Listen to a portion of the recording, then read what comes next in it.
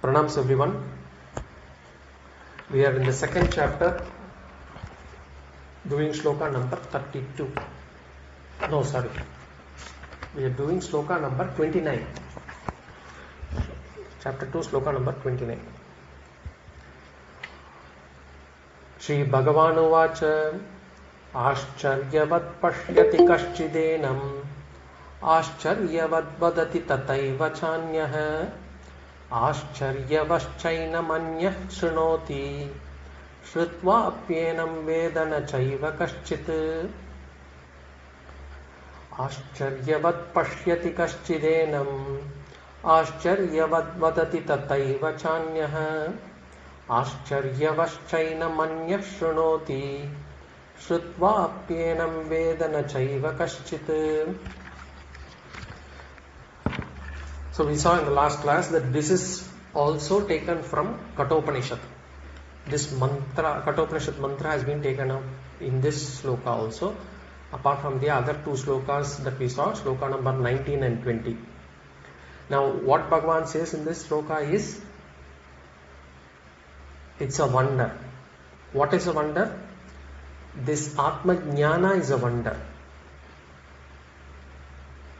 To find a guru who can teach Atma jnana is a wonder.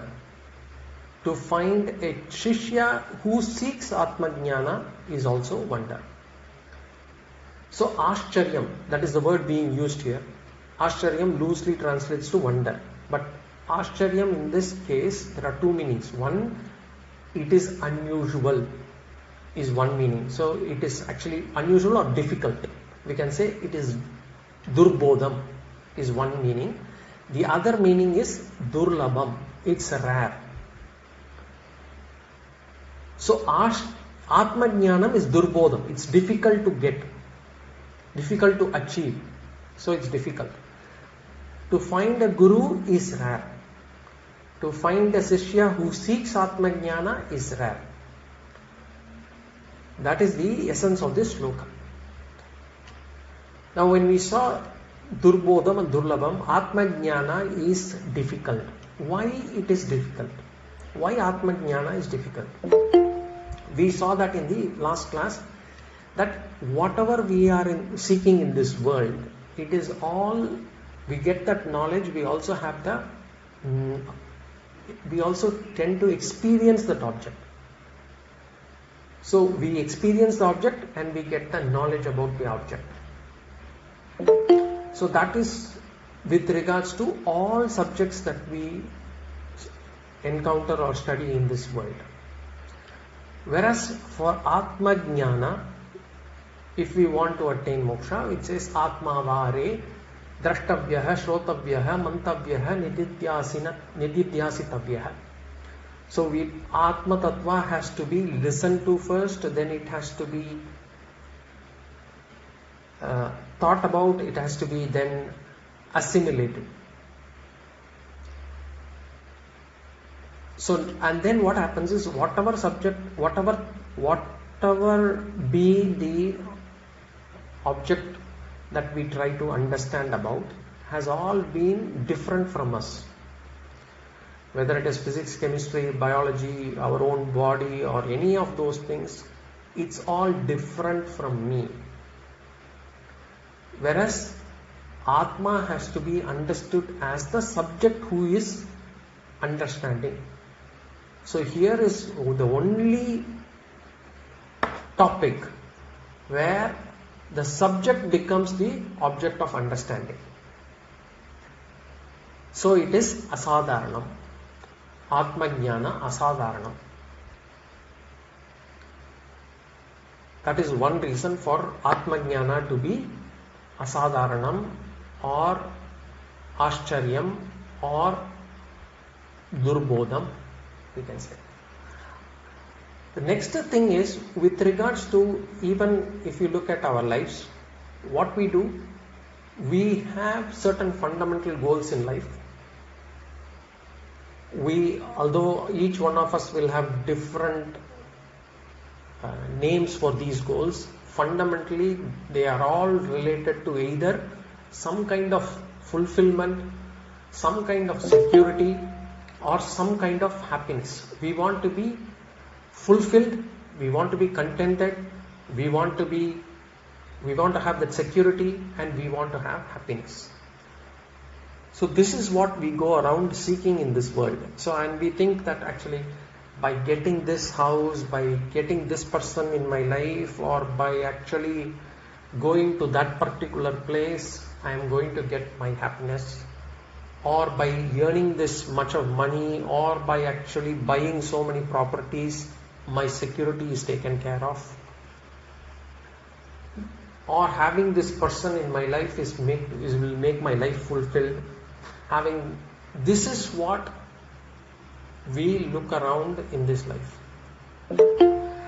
But then what happens over a period of time? Only some people out of them find out that nothing in this world can give us permanent peace, security and happiness. Permanent contentment, permanent security, permanent happiness cannot be got from this world. Only some people realize that, and some people therefore come to spirituality. They find that things in the world are not going to give me this happiness, so I'm going to find it in spirituality. So within those people who have come to spirituality, only some people come across this term called Atma or Brahman, and that all these goals that I am looking for, this fulfillment, happiness and security, are all represented by this one word, Brahman or Atma. Only some people within those spiritual people who are seeking for this in spirituality come to know. So there is a smaller percentage. Now, even after coming to know that there is this Atma, there is this Brahman which represents all those things, some people still, within those people who have come across this word, they look for this Atma or they look for this Brahman through some mystical experience. They go for some meditation, they go for some other methods to sort of realize oneself. So supposedly, and they think that by actually meditation or by some service to humanity or by some other means they will be able to, or by just nama japa or by doing bhajans, they think that they will be able to attain that one Atma Brahman supposedly. And actually speaking, that will result in a failure, because Atma is not an object. Atma is the very subject. So looking for Atma, looking for an experience of Atma is a fundamental mistake. It's called as objectification orientation. In Sanskritam it's called as paroksha buddhihi. We think Atma to be something else, paroksham, which is incorrect. Only so, within these people who have come to spirituality, within of that only a small portion understand or know about or come across the word Atma or Brahman, because there are lots of spirituality out there. There is a huge, you can say, a variety of options for people there. Within that only some people come to know about this word Atma or Brahman. Within that also only some people understand that Atma is not to be experienced, but it is the subject itself.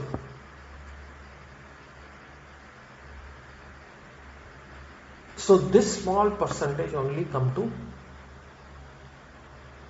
or understand Atma, and they are the ones who understand that, this Atma is, I am the one, I am this Atma, and I am that peace, security and happiness. So it is durbodham, it is difficult, it is rare also.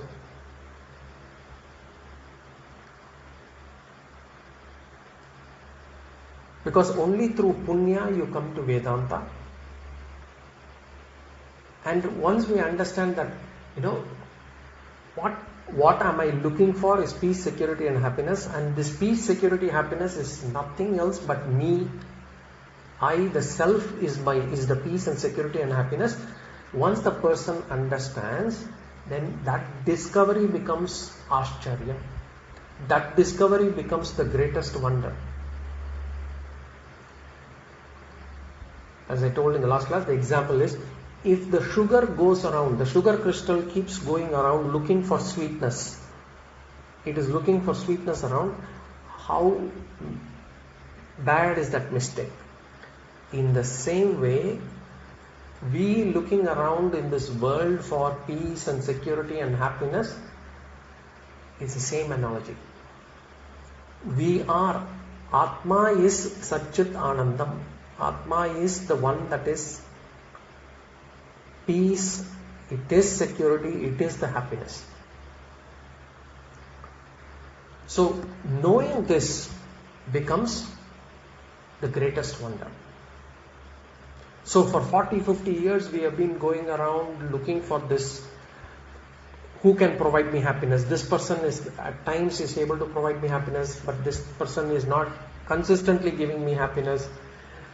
This house gives me comfort, but also gives me pain. This relationship, this possession, everything, we always have been going around and seeking this in the world. Now when we come to know that actually these are not the things that are going to give me happiness or peace, and that is within me, then this self-knowledge is the greatest wonder, because what I seek, I am. So therefore, Atma jnana is Asādārana jñānam. So Atma is āścaryam, Atma jnana is Asādārana jñānam. It is not it's not the usual physics or chemistry that we read or understand.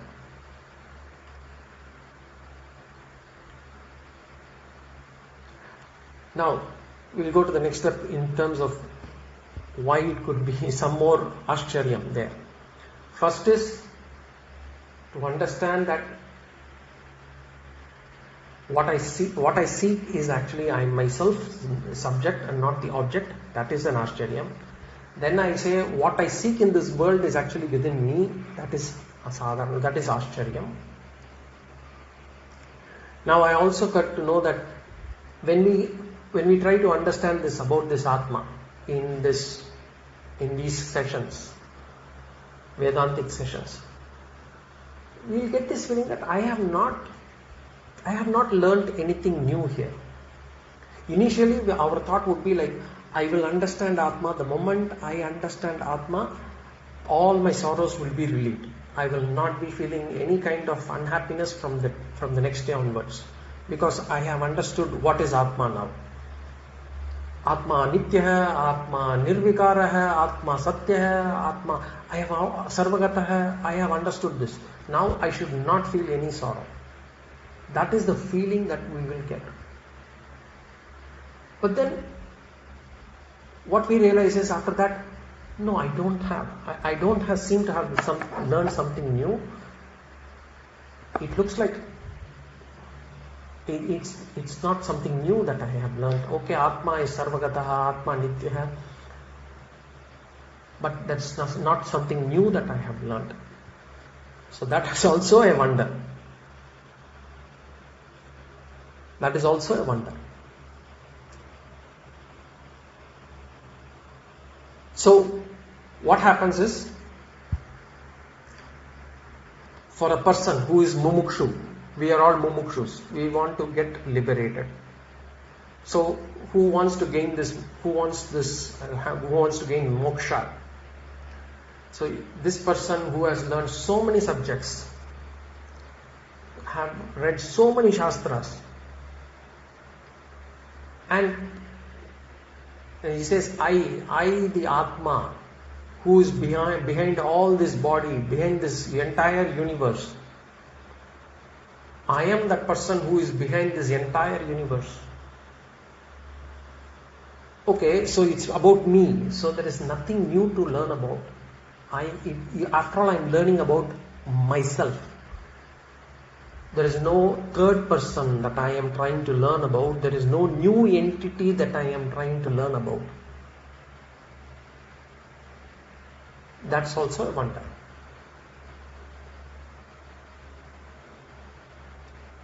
And there is this famous story which I had actually given during the introduction to Vedanta series. This famous story of this 10 friends trying to, cross a river. This Atma story or this understanding, the Atma jnāna is quite similar to this story. So what happens is there are 10 friends who take a journey in a boat to cross a river. They cross the river, get onto the other bank, and they want to know whether everybody has crossed or whether they had lost someone during the journey. So one person starts counting how many of us are here, how many people are here. And he starts counting 1, 2, 3, 4, 5, 6, 7, 8, 9. He stops and he says there are only 9 persons. The 10th person is missing. And he says we have lost one person. Now the other guy says no, you have counted wrongly, so let me count. And he starts counting out there 1, 2, 3, 4, 5, 6, 7, 8 and 9. And he also finds out that there are only 9 persons. Because everybody counts the others and gets to 9 and they start crying. So we have lost a person, we have lost a person. We came here as 10 persons, but we have lost one person. So this is how the story goes. So a wise person comes along and then he asks what is the problem, and these people say that look, we are 10 people, we had crossed this river, and now we have come to this side, we started counting, every one of us have counted, we are only 9 of us, and the 10th person is dead, so we are 10th person is not there, we are sad, we are crying, we are unhappy, so this wise person first reassures them that the 10th person is there, don't worry. And then he starts counting. And when he starts counting, he counts 1, 2, 3, 4, 5, 6, 7, 8, 9, 10. And when he says 10, he says, Tatvamasi, that thou art, there, that is you.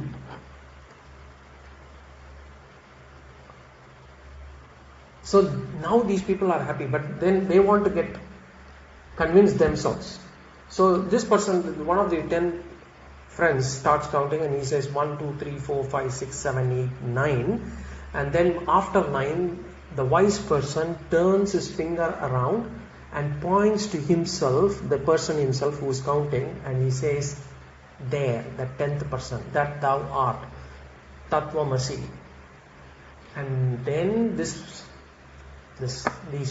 people are happy. Now, this story seems stupid like when we listen for the first time, but it's not. What is the Vedantic inference from this here is, now when everybody was after they crossed the river, when they started counting, why did everyone fail to count the 10th person? Why did they fail to count the 10th person? Because he did not count himself. But why did he not count himself? Because where was he expecting the 10th person to be? He was expecting the 10th person to be also out there where he will find the 9 persons. Was he foolish? No, he was very pragmatic. Because he found 9 persons out there, and it is natural for him to expect the 10th person also to be out there.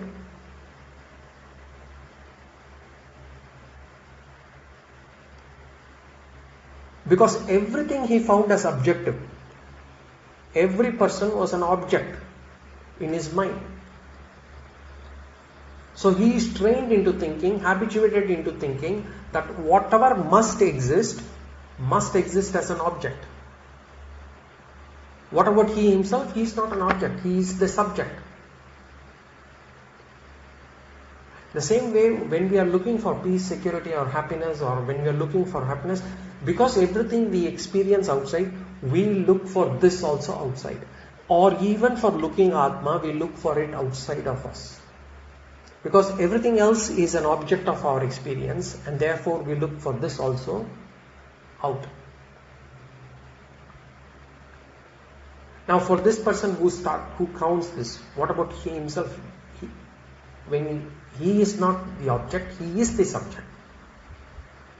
And did he get anything new? The 10th person was suddenly coming out new from somewhere? No. He understood himself to be the one whom he was searching for. He searched outside, he could not find, he was unhappy, he was not contented, he was not happy, he was sad, he was crying. Then he found himself, he is contented. The same way, we look for happiness outside, we don't get it, then we look within ourselves, we find ourselves, we become contented. In the same manner, when we will want to learn about Atma. We will learn about Atma, no doubt, but we will not learn anything new because it is about us. It is not, say for example, it's not a new creature that we need to know, which is not available for others' perception or knowledge, that we secretly teach here, so that once we understand about this new creature or this new place or something, then we become enlightened and therefore we attain moksha. It's not that. It's just about ourselves. And yet we will be contented. That is the āścaryam. We learn about ourselves, there's nothing new in it, and yet we will be contented. That is āścaryam. Brahman is not a new thing, new substance revealed by Vēdānta. Brahman is some secret behind the 7 hills, behind 7 mountains and oceans. There is the secret kept behind. Only selected people can get to learn this or understand this. Or it is not a new status that I can add on myself. No. I discover about myself. That is Brahman. So what does Vēdānta do? Until I come to Vēdānta, I have taken myself to be an insecure person. I have taken myself to be an unpleasant person. What Vēdānta does is, it removes the misconception. It says, I am secure, I am pleasant, I am contented, I am happy, I am fulfilled. That's what Vēdānta does. Vēdānta just removes the misconception.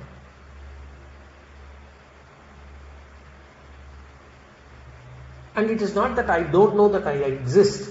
I always talk about I. I say I walk, I eat, I think.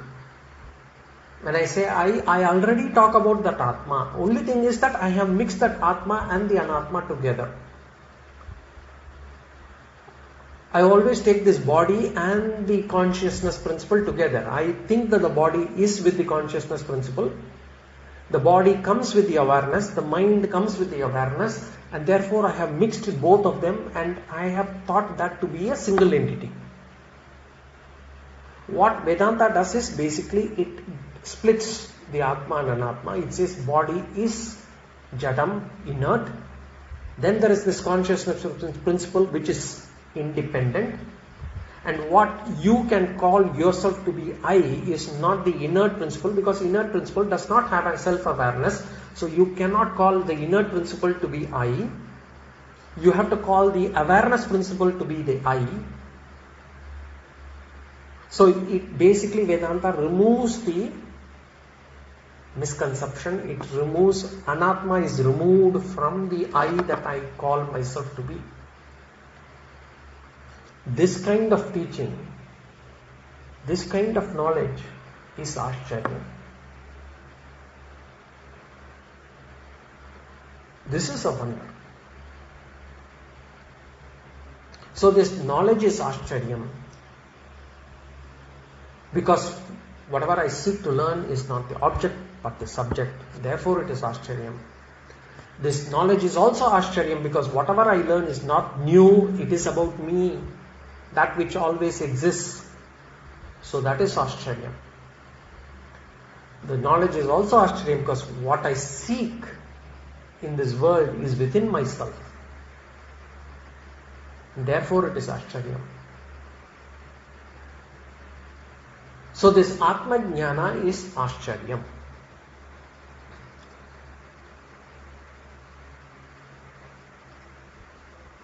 And Atma jnana is a bit difficult to understand also.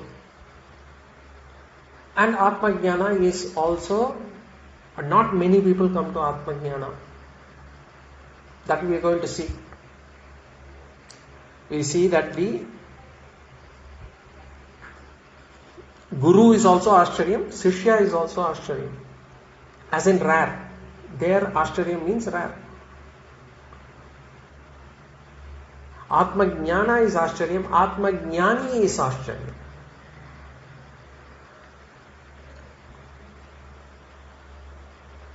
Because Atma jnanis are rare.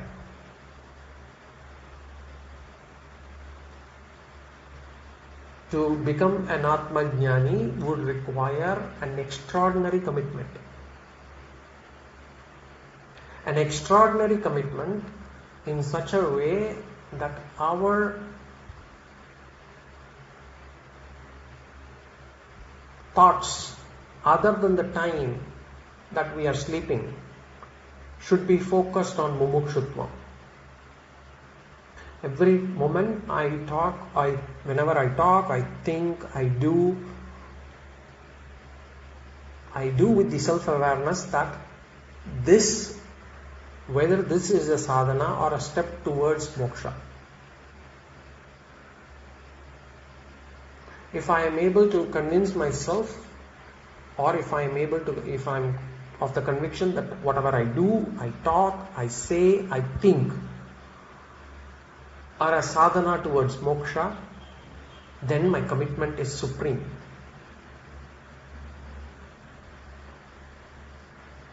Enormous practice is required. It is difficult, but it is not impossible. And therefore Atma jnanis are rare. The question is again, when we are talking about this, we should not give this up because I'm not able to think 24/7 or as long as I'm awake, I'm not able to think in those lines. Doesn't matter. We go step by step. It should not be thought of something to be achieved overnight. So over a few days, few months, few years, few births, does not matter. Just need to be in this path. So Atma jnani is rare, Atma jnani is āścaryam. So this is the first point. Jnānam is āścaryam. Jnātha is also āścaryam.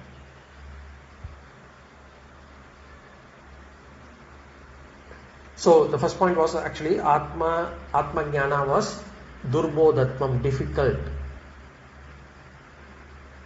The second point was Guru is durlabham. Guru durlabham. To get a Guru who can teach Atma jnana is rare. Third point is Shishya is durlabham. To find a person who seeks Atma jnana is rare. So in the field of this self-knowledge, right, everything is wonder. And Bhagavan, as I said, is borrowed this from Kathopanishad. In Kathopanishad, it says, Shravanayapi bahubiryo na labhyaha Shrinvantopi bahavoyam na vidyuhu āścaryo vakta kushalosya labda āścaryo jñātha kushala anushishta. So here it says, Shravanayapi bahubiryo na labhyaha. Even after listening for so long, people may not be able to get this knowledge.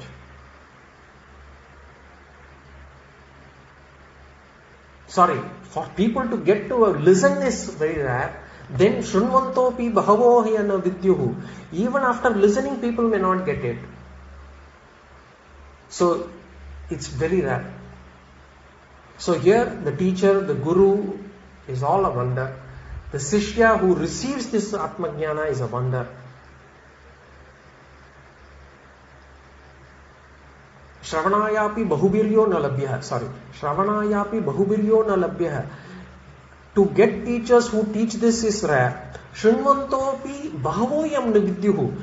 To get people who will be able to listen to this, the seeker, is rare. Āścarya vakta kushalosya labdha. But what is the greatest wonder is āścaryo jñātha kulashala anushishta. Even after listening to for such a long time, some people do not understand it. That is the greatest wonder. So, that is the meaning of this particular mantra there. It is very rare to find people who will teach. It's even rare to find people who would seek this knowledge. And the greatest wonder is not these two things. The greatest wonder is even after listening to so long, people may not be able to understand it. That should not actually discourage us. We are of those āścaryams. We are part of those wonders. We are part of those durlabhams. So, Upadesha is āścaryam, that's what we saw. Then Upadeshta is āścaryam. Then Shravanam is āścaryam. Shrota is āścaryam. So, we'll now see the second point. First one we talked about Atma Jnana. Now we will talk about the Guru. Upadesha is āścaryam. Upadeshta is āścaryam. Means Guru is āścaryam, the teaching is āścaryam. The teaching is difficult, the Guru is rare. Why is the teaching difficult? See, when can we describe an object?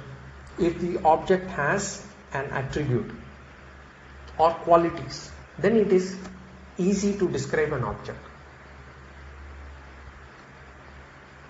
For example, let's say if I want to say elephant, it has got 4 legs, it's got a tail, it's got something called a trunk, it's got 2 tusks, it's huge, it's grey in color, it's got 2 eyes. We can explain that. It's all got attributes, qualities, all those things. And according to our Shastras, when can we describe whatever we describe, we can describe it based on a few things. One is a Kriya. Kriya means action. 2 we say according to the guna, nature. Or 3 dravyam means ingredients. Or 4 is sambandha, relationship. So I can explain an object based on these 4 points. One is, for example, Kriya, action. I can say,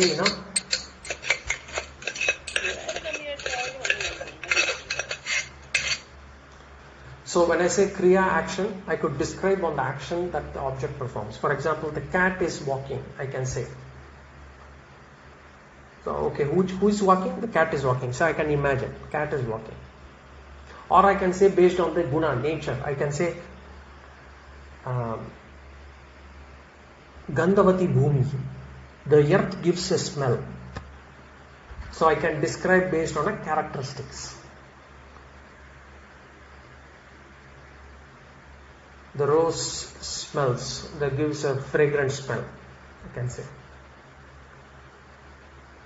Then, or the ingredients, dravyam, I can say, okay, how do I explain payasam or kheer?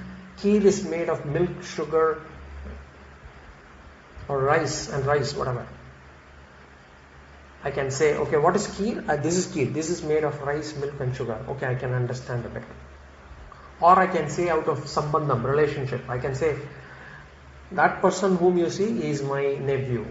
Or this person whom you see is my colleague. I can give a relation by which you can relate things. My uncle's son. My neighbor.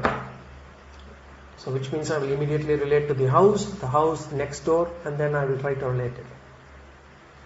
So an object can be explained through these 4 things according to our Shastras. But for Atma akarta abhokta. So I cannot use kriya. Atma nirvikara hai. So I cannot do any gunas. Atma ekaha. So it does not have any ingredients. Atma asakta hai. Atma is not attached or related to anything. So I cannot give any sambandha. So it is, teaching becomes difficult. So Atma is indescribable. Atma, we say, is inconceivable, aprameyaha, we say. Atma cannot be objectified by senses. Atma cannot be conceived by mind. We say avyakta, achintyoyam, avyaktoyam, achintyoyam. It is imperceptible, aprameyaha. We say Atma nirgunaha. So to be able to do this upadesha, to be able to teach on this Atma, on this nirguna Atma, is āścaryam. It is not āścaryam to describe a saguna object. But Atma does not have any attributes. And therefore to describe that becomes āścaryam. And how do we do this Atma explanation? We use a technique called adhyaropa apavada nyaya. We will come to that. We had done it earlier, but we will come to that later. Adhyaropa apavada nyaya. Nothing but basically the snake and the rope.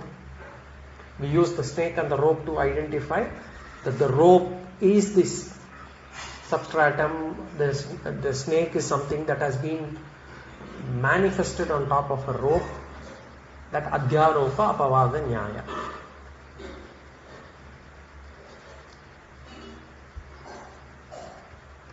In fact, Upanishads say, yato vacho nivartante aprapya manasa saha. Yato vacho nivartante aprapya manaso saha means, it seems the words went to catch Atma. The words went to catch the Atma, but it came back with just the mind. The words could not catch Atma. That's what it means. So the Shastras and the Guru explain this Atma, which cannot be described by words. And therefore, this Upadesha is āścaryam. This Upadeshta, the Guru, is āścaryam. That's why we can see, we could have seen so many prasangas, Puranas, Itihasas. There are so many people doing all this Katha Kalaksheba, giving Puranas, Bhagavata Purana, giving lots of those anecdotes and stories and all those things. It's very easy to find people who can talk about all those things. But people teaching this Atma Vishaya will be less in number only.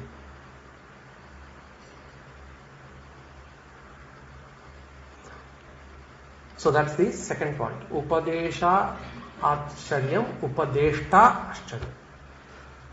Now we'll see the third point, which is Shravanam is āścaryam, Shrota is āścaryam. Shravana means listening is āścaryam, listener is āścaryam. All human beings, all of us, when we are born, we are all born as samsari. Absolutely no exceptions. Even Ramana Maharishi, when he was born as samsari. Everybody, if you are not in samsara, you don't get born. You never get born. So if you are born, you are a samsari. Of course, Jivan Mukti is possible. So within this life, you attain moksha, after which you are not a samsari anymore. And as a samsari, we are all deluded by pairs of opposites, like raga, dvesha, sukha, dukkha. We are all deluded by these pairs of opposites. And therefore, nobody needs to be taught to be a samsari. I don't need to get somebody into a class to tell them or teach them how to become a samsari. Do we need to be trained to get angry? Do we need to have a class to say how to get anger, how to become angry? We don't need to. Do we need to feel trained? Do we need to be trained to feel jealous about someone else? No. It is all in our swabhava. This is called a samsara. The swabhava is, with all these faults, is samsara. Discontentment is inherent in all of us. We always feel, if only I had that, if only this has happened, if only I was able to go back and change this, if only I am able to get that in this particular life or in a few years' time. That is called as discontentment. If only this person behaves this way. So the discontentment is inherent in all of us. Now tell me, which person, which jiva will not like to come out of this sorrow? After all, we all want to be contented. After all, we all want to be fulfilled. So by nature, all jivarasis are in samsara. But there is also this inherent desire to come out of this sorrow. Why do we say we have this inherent desire to come out of this sorrow? That's why we are going in and yearning or doing things or acting. Because we think by doing that we will be able to overcome this discontentment. So there is no doubt about that. Both are swabhava, which means swabhava. The discontentment is also, being in samsara is swabhava. The inherent desire to come out of it is also a swabhava. So inherent desire to come out of samsara is our swabhava. So if that is the case, then should not all the people go to a place where there is a solution to this problem? Isn't it? Should we not all, everybody should have been coming to this place where there is the solution. And the solution is in the Shastras. Shastras say to come out of samsara, Atma vare, drashtavyaha, shotavyaha, mantavyaha, nididhyasitavyaha. To come out of samsara, the Atma has to be understood, has to be listened, has to be thought through, and has to be assimilated. But what happens? What do we see out there? Very less number of people come and listen about Atma. Even if they start listening, in a few classes they will drop out also. There will be no consistency, there will be no commitment. People who undertake Shravanam as a sadhana are very less. For that matter, people interested in spirituality itself is very less. Within that, we see that there are various institutions, various teachers, and teaching various things. So many institutions, so many teachers, so many different schools. Some teach meditation, some teach bhajan, some teach karma, and they all say and they all say that this is your means to attain liberation. So there are so many such institutions, so people get stuck there. So not many people know that Atma Tattva Shravanam is the sadhana for liberation. Though everyone is interested in the final goal as in sadhyam, everybody is interested in liberation from samsara. But not many people know that Shravanam is the sadhana for getting liberation. Atma jnāna is the way to get liberated. Because if you ask them to listen and ask them to understand about Atma, they will say, okay, what is the relationship between listening to this and removing my sorrow? I want to remove my sorrow. How does this listening help me? That will be their question. Not many people know that Shastra Shravanam is Moksha Sadhanam.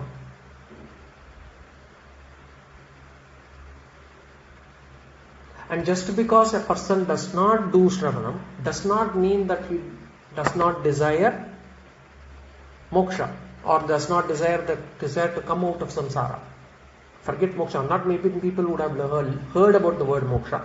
So we will say to come out of samsara. What is to coming out of samsara? To be fulfilled, to be happy, to be contented. So just because this person does not do Shravanam, it does not mean he does not have the desire to come out of samsara. Every one of us, all of us have this desire. But we do not have the knowledge. Knowledge of what? Knowledge of Shravanam being the sadhana. How can I say that Shravanam is the sadhana? Shastra. Shastra is the pramana. Atma va are drashtavyah, shrotavyah, mantavyah, nididhasitavyah. It is said. Shrotrasya, that it should be listened through a guru.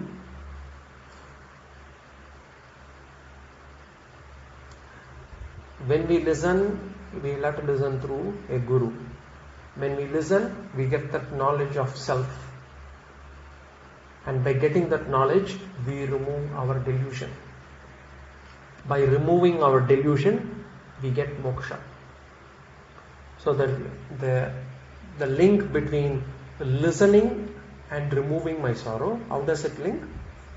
By listening to this Atma jnana, Atma tattva, I get to understand or I remove the delusion of who am I.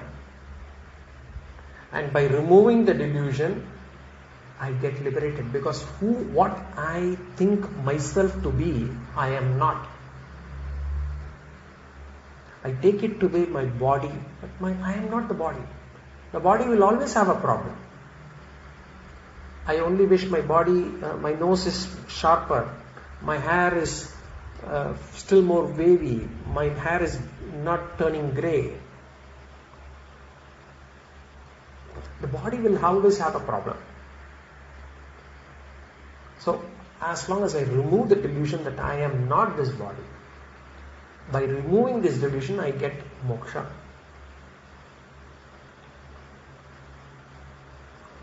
So, not many people come for Shravanam because they are not even aware that Shravana is the way to moksha. Therefore, the number of people who come to listen is less. But even when someone comes to Atma Tattva,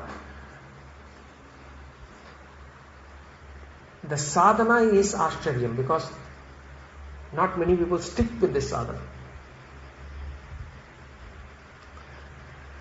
So a person who listens, the sadhaka, the seeker, is also āścaryam. Therefore, Shravanam āścaryam, Shrota āścaryam, Upadesha āścaryam, Upadeshta āścaryam.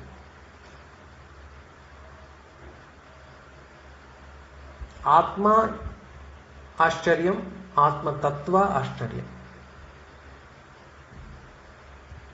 So that is what is the essence of this sloka. Now if you go to the sloka, āścaryavat pashyati kaschid-enam. Āścaryavat pashyati kaschid-enam. Kaschit means one or some. Pashyati means sees. Enam means this. What is this? Atma. One sees this Atma. How do they see this Atma? Kaschit pashyati enam.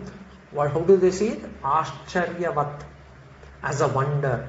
One sees this Atma as a wonder. Or in other words, some see this Atma as a wonder. This is the dictionary meaning. Some see this Atma as a wonder. What should be the takeaway from here? Pashyati. See is not the exact words we should use here. Pashyati should be understood as jnānati, understood. How can we take seeing to be understood? Because some people might say, it says one sees Atma as a wonder, which means Atma can be seen. Some people might, that's why we should always not read or try to understand Bhagavad Gita or Upanishad or Vedanta ourselves. We will have to go through a Sampradaya Guru. Here, Pashyati does not mean sees, it means Janati. No. But how can we take seeing to be understanding? In our experience, we would have replaced understanding with seeing in many places. For example, we say, in Tamil we say, Saaptu Patiya. Khake dekha kya? We can say, Padich Patiya. Padke dekha kya? How dekha kya? Patiya there, how does it mean? It has to be understood as not seen. How can you see eating and then understand? So it means, were you able to recognize or understand through your tongue when we say khake dekha kya, or when we say padke dekha, padich patiya, when we say that, were you able to recognize or understand through your eyes? So seeing is equal to understanding. So here, when we say some see Atma as a wonder, we have to take it as some understand Atma to be a wonder. In other words, they consider the knowledge of Atma to be a wonder. So jñānam is āścaryam. Atma jñānam is āścaryam. So here we had used āścaryam as a verb next to pashyati. Now the same sentence, āścaryavat vadati tataiva chānyah. Āścaryavat pashyati kaschitenam. Āścaryavat, the first word itself, āścaryavat pashyati kaschitenam, if we actually rewrote, āścaryavat kaschid. Āścaryavat means rarely, kaschid means for some, pashyati enam. Rarely someone sees this Atma. So the same sentence we have to, if we rephrase it, we get this.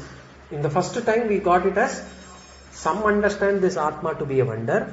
If we rearrange the words, we say, rarely someone sees this Atma. Or in other words, rarely someone understands this Atma. So that's why this first point that we talked about, jñānam āścaryam, jñātha āścaryam, both are durbodham and durlabham. Āścaryavat kaschit pashyati enam. Āścaryavat, rarely, kaschit, some, pashyati, see or understand, enam, this Atma. Rarely someone understands this Atma. So this is the first point. Now we will be using the same point for the remaining 2 points also. Āścaryavat, we will have to take it as both verb as well as adjective. Okay. Āścaryavat vadati tataiva chānyah. Tata evacha, in the same way, moreover. Cha anyah. Anyah means another, someone else. Vadati. Vadati means speak about. Speak about what? The self. Speak or teach, we can say. Āścaryavat. Āścaryavat vadati tata eva cha anyah. Tata eva cha anyah vadati āścaryavat. In the same way or moreover, some other person speaks or teaches about this Atma, that is a wonder or it is rare. So in other words, upadesha is āścaryam.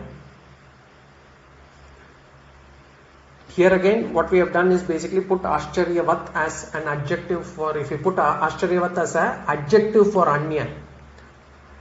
āścaryavat vadati tataiva chanyah. If you put it as an adjective, that āścaryavat, what happens? Tataiva cha, in the same way, āścaryavat, rarely anya. Rarely any person vadati speaks about this Atma. So rarely somebody speaks or teaches about Atma.